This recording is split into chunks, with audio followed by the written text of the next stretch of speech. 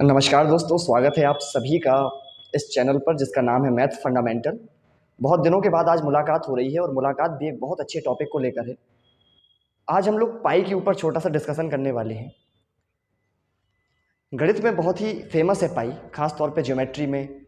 और कहाँ हम पाई का इस्तेमाल नहीं कर रहे हैं। पाई की बनावट कुछ ऐसी है।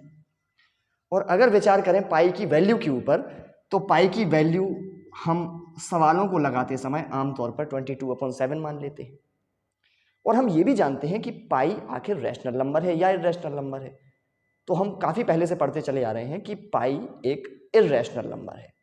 और इर्रेशनल नंबर खास तौर पे वो नंबर्स होते हैं जिन्हें नंबर लाइन पर तो बनाया जा सकता है, पर जिनकी एग्जैक्ट वैल्यू पॉइंट के बाद बता पाना बहुत आसान नहीं होता है। लगभग वैल्यूज तो हम बता सकते हैं, पर एग्जैक्ट क्या वैल्यू है पाई की ये बताना बेहद मुश्किल होता है। लेकिन अगर हम 22/7 को देखते हैं तो हम पाते हैं कि ये नंबर तो P/Q के फॉर्म में लिखा हुआ है। और अगर नंबर P/Q के फॉर्म में लिखा है तो इसका मतलब है कि ये रैशनल नंबर है। तो यही ये बात कम से कम साफ हो गई कि 22/7 और पाई आपस में बराबर नहीं है। एक बात तो ये क्लियर हो गई कि पाई डज नॉट इक्वल टू 22/7, क्योंकि 22/7 एक रैशनल नंबर है और पाई एक इर्रेशनल नंबर है। अब सवाल ये है कि अगर पाई और 22/7 बराबर नहीं है तो फिर बड़ा कौन है इनमें से, पाई बड़ा है या 22/7 बड़ा है। मैं ये कहना चाहता हूं कि अगर कोई आपसे कह दे 22/7 माइनस पाई क्या होगा, तो कहीं आप ये कहने के विचार में तो नहीं है कि जीरो होगा। और अगर जीरो नहीं होगा तो फिर पॉजिटिव वैल्यू आएगी या फिर नेगेटिव वैल्यू आएगी। अगर भाई 22/7 बड़ा हुआ तो पॉजिटिव वैल्यू आएगी और 22/7 छोटा हुआ तो नेगेटिव वैल्यू आएगी। और 22/7 ही क्यों, इस बारे में भी छोटा सा विचार कर लेते हैं, थोड़ी सा विचार करते हैं, समझने की कोशिश करिए जरा आप। मैंने आपके सामने एक सर्कल बनाकर रखा हुआ है और सर्कल, अब देखिए आपको सर्कल जैसा लग रहा हो या ना लग रहा हो, आप मान लीजिए ये सर्कल है। और अगर आप बहुत अच्छा बना सके, अगर आपके पास कॉपी पेन हो तो बनाइएगा, एक अच्छा सर्कल बनाइएगा। पहले सबसे पहले समझिए कि पाई को मैथमेटिशियंस ने किस रूप में देखा है। पहली बात तो यह है कि पाई का स्वरूप जो माना गया है वो माना गया है कि पाई हमेशा डायमीटर, सॉरी, पाई जो होता है वो हमेशा सरकमफ्रेंस और डायमीटर का रेशियो होता है। पाई और कुछ भी नहीं है। पाई केवल और केवल एक रेशियो है किसी भी सर्कल की सरकमफ्रेंस और उसी सर्कल के डायमीटर के बीच का। और ये इस बात पर बिल्कुल भी डिपेंड नहीं करता है कि सर्कल छोटे साइज का है या सर्कल बड़े साइज का है। भाई आप चाहे छोटा सर्कल बना लीजिए, चाहे छोटा सर्कल बना लीजिए, इसकी सरकमफ्रेंस और इसके डायमीटर का रेशियो भी वही होगा जो इस बड़े सर्कल की सरकमफ्रेंस और डायमीटर का रेशियो होगा। यानी एक बात तो कंफर्म हो गई कि पाई जो है वो किसी भी सर्कल की सरकमफ्रेंस और उसके डायमीटर के बीच का रेशियो है। अब मुसीबत ये है कि क्या हम सरकमफ्रेंस और डायमीटर का रेशियो निकाल पा रहे हैं बड़ी आसानी के साथ। अगर हम नहीं निकाल पा रहे हैं तो फिर हमें थोड़ा सा और विचार करना पड़ेगा। इसके लिए एक बेहद आसान सी बात है, पहले मैं यहीं लिख देता हूं, सरकमफ्रेंस, सॉरी, पाई जो है वो सरकमफ्रेंस और डायमीटर के बीच का रेशियो है। अब अगर आप देखें जरा, थोड़ी सा इमेजिन करिएगा, मैंने इस पूरे सर्कल की सरकमफ्रेंस में एक यहां से मान लीजिए कैंची से कट लगा दिया और फिर इसकी सरकमफ्रेंस को खोल दिया बिल्कुल ऐसे, और फिर वो खुली हुई सरकमफ्रेंस लेकर मैंने स्ट्रेट लाइन बनाकर यहां पे रख दी है। तो जो आपको ये स्ट्रेट लाइन दिख रही है असल में ये उतनी ही लंबी है जितनी लंबी इस सर्कल की सरकमफ्रेंस है। ये बात आप समझ पा रहे हैं? यानी इसकी सरकमफ्रेंस की लंबाई जो है उतनी ही इस साइड की लंबाई है। ठीक है, इसके बाद मैं लेता हूं इसकी डायमीटर, और अगर मैं इसकी सरकमफ्रेंस को इसकी डायमीटर से कंपेयर करता हूं तो मैं पाता हूं कि यहां से लेके यहां तक एक बार ये पूरी आ जाएगी, और यहां से लेके यहां तक एक बार और आ जाएगी, और यहां से लेके यहां तक ये एक बार और आ जाएगी। यानी देखिए मैं बिना स्केल के बना रहा हूं, और क्योंकि प्रैक्टिकली ये वर्क किया जाना चाहिए तो अगर आप कॉपी में करेंगे ज्यादा बेहतर कर पाएंगे। पर आप थोड़ा समझने की कोशिश करिए कि मैं ये कह रहा हूं आपसे कि अगर आप डायमीटर को लेंगे तो डायमीटर एक बार, दो बार और तीन बार पूरी पूरी आ जाएगी, पर उसके बाद भी सरकमफ्रेंस का ये छोटा सा हिस्सा बचा रह जाएगा। इसका मतलब ये हुआ कि सरकमफ्रेंस डायमीटर से, डायमीटर के 3 टाइम्स से भी कुछ और बड़ी है, और वो कितनी बड़ी है ये डिसाइड करना पड़ेगा। यानी अभी एक बात क्लियर हुई, एक बात क्लियर क्या हुई कि भाई जो आपकी सरकमफ्रेंस है वो एक बार डायमीटर के बराबर है, दूसरी बार भी डायमीटर के बराबर है और तीसरी बार भी डायमीटर के बराबर है। ये तो कंफर्म है कि सरकमफ्रेंस 3 बार कम से कम डायमीटर के बराबर है और ये हम किसी भी सर्कल में ऐसा कर सकते हैं। अब हमें जानना यह है कि ये जो लंबाई है ये आखिर कितनी है। तो अगर मैं इस पार्ट को इसी डायमीटर के साथ कंपेयर करूं तो मुझे ये लगभग डायमीटर का 1/7 पार्ट मिलता है। देखिए, देखने से भी आपको ऐसा तो लग नहीं रहा होगा कि ये डायमीटर का 1/2 पार्ट है जो ये एक्स्ट्रा बच रहा है, कहीं ऐसा तो है नहीं कि 1/2 है, ना ही ये 1/4 पार्ट है। ये बराबर तरीके से मेजर करने के बाद ये पाया गया है कि ये लगभग 1/7 है। वैसे तो एग्जैक्टली 1/7 भी नहीं है, अगर एग्जैक्ट ही होता तो फिर इरेशनल नंबर काहे के लिए होता पाई, तो फिर ये इरेशनल ही तो है। तो जरा इस बात पे विचार करिए कि अगर ये 1/7 पार्ट है किसका, डी का, ये वैसे 1/7 से कुछ कम है, 1/7 से कुछ कम है, लेकिन फिर भी मैं अप्रोक्सीमेटली मान लेता हूं कि ये लगभग डायमीटर का ही 1/7 पार्ट है। जरा देर के लिए सोच के देखिए कि अगर ये पार्ट 1/7 पार्ट ना होता बल्कि 1/6 पार्ट होता, केवल कितना पार्ट होता, 1/6, ठीक है।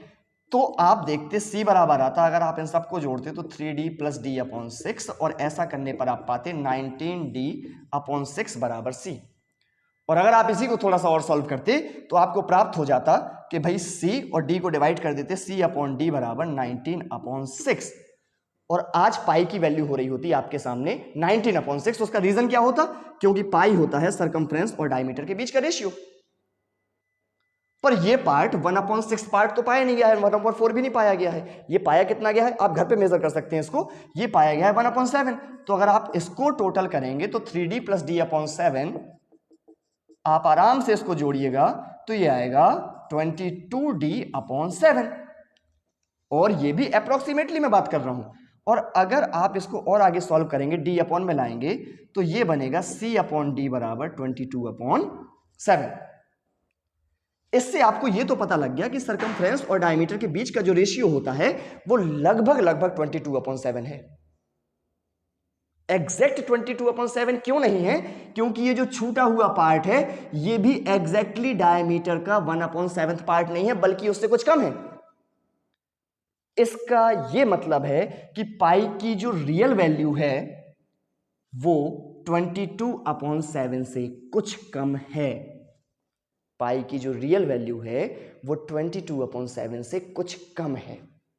और ये बात यहीं से पता लग गई ना, ये बात यहीं से पता लग गई, क्योंकि अगर आप पूरा डी लेंगे यहां से लेके यहां तक और फिर ये छोटे छोटे टुकड़े रखेंगे, 1 बार रखेंगे, 2 बार रखेंगे, 3 बार रखेंगे, 4 बार रखेंगे और 5 बार रखेंगे और 6 बार रखेंगे और 7 बार भी रखेंगे, तब भी आपकी डायमीटर का कुछ पार्ट बचा हुआ रह जाएगा। आप समझ पा रहे होंगे इस बात को, कुछ पार्ट बचा हुआ रह जाएगा और यही पार्ट इसको इर्रेशनल बनाता है, क्योंकि फिर ये जो बचा हुआ पार्ट है आप इसके और पार्ट करेंगे फिर भी कुछ ना कुछ बचा हुआ रह जाएगा, फिर और पार्ट करेंगे फिर भी कुछ ना कुछ बचा हुआ रह जाएगा और ऐसा अंत तक बचता रहेगा। और यही कारण है कि आज हम पाई की वैल्यू को ट्रिलियन प्लेसेस तक निकाल चुके हैं। तमाम मैथमेटिशियन इसमें लगे रहते हैं, ट्रिलियन के बाद भी निकालने वाले हैं इसकी वैल्यूज। किताब की किताबें छप रही हैं पाई के ऊपर पूरी, जिसमें केवल और केवल पाई की वैल्यूज ही दी हुई है और इसके अलावा कुछ दिया ही नहीं गया है। तो फाइनली आपने ये समझा कि फिर भी हम सवाल लगाने के लिए काम चलाऊ तौर पर अपने हिसाब से 23/7 नहीं मान सकते या 21/7 नहीं मान सकते। उसकी सबसे बड़ी वजह यही है कि हमने ऐसे लगभग अप्रोक्सीमेटली जब वैल्यू निकालना चाहिए कि पाई की लगभग वैल्यू क्या है, पाई की लगभग वैल्यू क्या है, तो हमें पता चला कि 22/7 पाई की अप्रोक्स वैल्यू है, 19/6 पाई की अप्रोक्स वैल्यू नहीं है। आप विचार करिए, अगर मान लीजिए यही चीज 3d प्लस और ये पार्ट 1/4 पार्ट होता तो फिर हम कहते 13d/4c, तब आता सरकमफ्रेंस और डायमीटर का रेशियो आ जाता 13/4, फिर ये पाई की वैल्यू हुआ करती। पर ये आया नहीं है तो पाई की वैल्यू भी ये नहीं हो रही है। तो पाई की वैल्यू क्या है, सीधे तौर पर हम एक लाइन में सबसे पहले समझते हैं। पाई की वैल्यू है किसी भी सर्कल के सरकमफ्रेंस और उसके डायमीटर के बीच का रेशियो। आप थोड़ा महसूस तो करिए, देखिए मैंने कहा सरकमफ्रेंस और डायमीटर के बीच का रेशियो क्या होता है। सरकमफ्रेंस का फॉर्मूला क्या होता है, 2πr, ये तो आपने पढ़ा है ना। और डायमीटर का फॉर्मूला क्या होता है, 2r। तो 2 से 2 कट रहा है, r से r कट रहा है, यही तो पाई है और क्या है। सिर्फ क्या बच रहा है भैया, पाई। यानी सरकमफ्रेंस में अगर आप डायमीटर से डिवाइड करेंगे उसी का नाम पाई है, उसी का नाम पाई है। और इसी वजह से सरकमफ्रेंस बराबर कहा जाता है 2πr। ताकि आप सरकमफ्रेंस में 2 और r से वापस डिवाइड कर दें इस तरफ, तो उस तरफ को केवल क्या रह जाए, pi. Circumference divided by diameter of the circle is always equal to pi. बहुत सारे मैथमेटिशियन ने इस पर काम किया, आर्किमिडीज ने खूब काम किया है। मैं जहां तक याद कर पा रहा हूं विलियम जोन्स ने भी पाई का सबसे पहले लिखित रूप में इस्तेमाल करने की कोशिश की।